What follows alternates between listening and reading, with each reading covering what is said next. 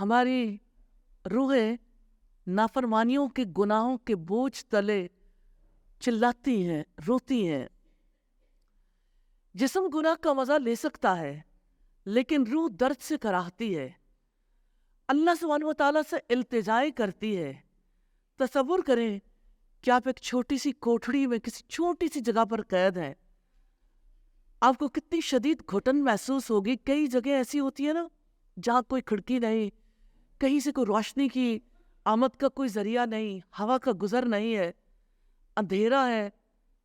مجھے ایک ایسے صاحب کا پتہ ہے، کافی عرصہ پہلے کی بات ہے، اس نے اپنی ماں کے ساتھ کوئی زیادتی کی تھی، پھر وہ US سے چلا گیا، اللہ سبحانہ و تعالیٰ کی طرف سے پکڑ آ گئی، بے گناہ تھا لیکن پکڑا گیا، اسے ایک سیل میں بند کیا گیا، 8 مہینے ایک چھوٹے سے کمرے میں قید رہنے کی وجہ سے اس کے سارے بال جڑ گئے، نظر نہیں آتا تھا۔ جب باہر آیا تو اس کے لیے عام حالات میں سروائیو کرنا بہت مشکل تھا۔ تو آپ امیجن کیجئے کہ آپ ویسی کسی کوٹھڑی میں قید ہیں تو آپ کو کتنی شدید گھٹن محسوس ہوگی۔ گناہ بھی ہماری روح کو ایسی قید میں مبتلا کرتے ہیں۔ ہماری غلطیاں، ہمارے گناہ، ہماری خطائیں ایسی نہیں ہے کہ ہو گیا سو ہو گیا۔ گناہ گھیر لیتے ہیں، گناہ انسان کی روح کا گلا گھونٹ دیتے ہیں۔ اگر جنت یا جہنم نہ ہوتی تو صرف گناہ ہی جہنم کی آگ کی طرح، دردناک عذاب کی طرح ہماری زندگی کو لاحق ہو جاتے۔ لیکن جب ہم یہ جان لیں کہ اللہ تعالیٰ کے ناموں میں ایک نام الغفور، الغافر، تو اس کی صفات میں سے ایک بہت ہی عمدہ صفت، ہر صفت اس کی عمدہ ہے، گناہوں کے مٹانے کی صفت بھی ہے۔ جسٹ امیجن، ہم جو کام کر لیتے ہیں وہ نہیں مٹ سکتا، انمٹ ہے، کیونکہ اس کا بدلہ ہمیں ملنے والا ہے، لیکن اللہ سبحانہ و تعالیٰ چاہیں تو اسے مٹا سکتے ہیں۔ تو جب ہم یہ جان لیں تو اس تنگ قید خانے کی دیواریں ٹوٹنا شروع ہو جاتی ہیں، اور اللہ سبحانہ و تعالیٰ اپنے عفو سے، اپنی مغفرت سے جب معاف کر دیتے ہیں، جب بخش دیتے ہیں، تو پھر ہماری روح اس قید سے چھوٹ جاتی ہے۔ حقیقت یہ ہے کہ انسان اپنے مولا کی، اپنے رب کی تلاش میں ہے، جو گناہوں سمیت اسے قبول کر لے، جو اس کے گناہوں سے اسے پاک کر ڈالے۔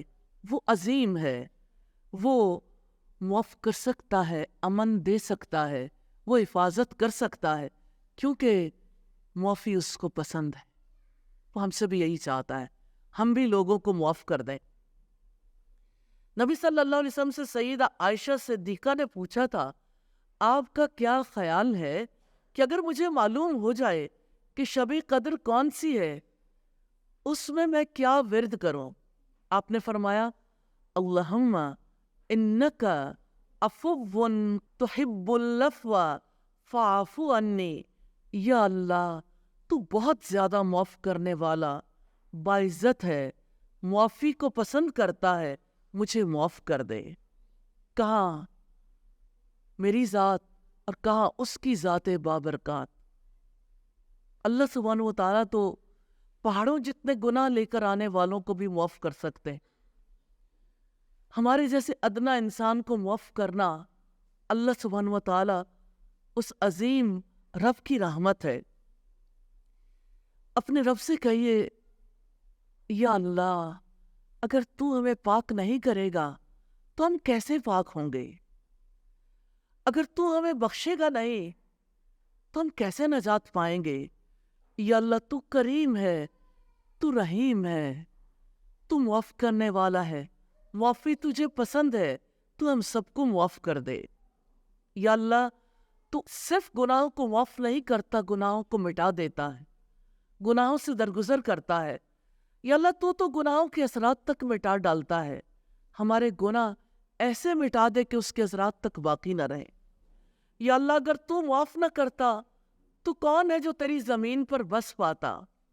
الہی تو نے ہم سے پہلوں کو معاف کر دیا، معاف کرنا تیرا کمال ہے۔ یا ارحم الراحمین، آپ سے استدعا ہے ہم سب کو معاف کر دے۔ یا اللہ، تیرے نبی نے ہمیں خبر دی ہے کہ تو نے فرمایا، اے آدم کے بیٹے، جب تک تو مجھے پکارے جائے گا اور مجھ سے مغفرت کی امید رکھے گا، میں تجھے بخشتا رہوں گا۔ تو کسی کام میں ہے، میں پرواہ نہیں رکھتا۔ اے آدم کے بیٹے، اگر تیرے گناہ آسمان کے کناروں تک پہنچ جائیں، پھر تو مجھ سے بخشش مانگے، میں تجھے بخش دوں گا، اور میں پرواہ نہیں کرتا۔ اے آدم کے بیٹے، اگر تو زمین بھر گناہ لے کر مجھ سے ملے کہ تو نے میرے ساتھ کسی کو شریک نہ کیا ہو، تو میں بھی اتنی ہی بخشش لے کر آؤں گا۔ سبحان اللہ، وہ کتنا عظیم ہے۔ انسان خطائیں کرتے ہیں، انسان غلطیاں کرتے ہیں، گناہ کرتے ہیں، اور وہ انسانوں سے درگزر کرتا ہے، معاف کر دیتا ہے۔ اور اللہ سبحانہ و تعالیٰ سے نسبت اور اسلام سے تعلق کا تقاضا ہے ہم بھی معاف کرتے ہیں، ہم بھی درگزر کریں۔ کتنا مشکل ہو جاتا ہے کچھ لوگوں کو معاف کرنا، کچھ باتوں کو، کچھ زندگی کے معاملات ایسے ہوتے ہیں معاف کرنا مشکل ہو جاتا ہے۔ جیسے سورہ نور میں رب العزت نے فرمایا وَلْيَعْفُوا وَلْيَصْفَحُوا، اور لازم ہے کہ وہ معاف کر دیں، اور لازم ہے کہ وہ درگزر کریں۔ forgive and forget آسان نہیں ہے، آپ ہلکے پھلکے نہیں ہو جائیں گے۔ آپ کے لیے اللہ سبحانہ و تعالیٰ نے کتنی آسانی کا راستہ کھولا ہے۔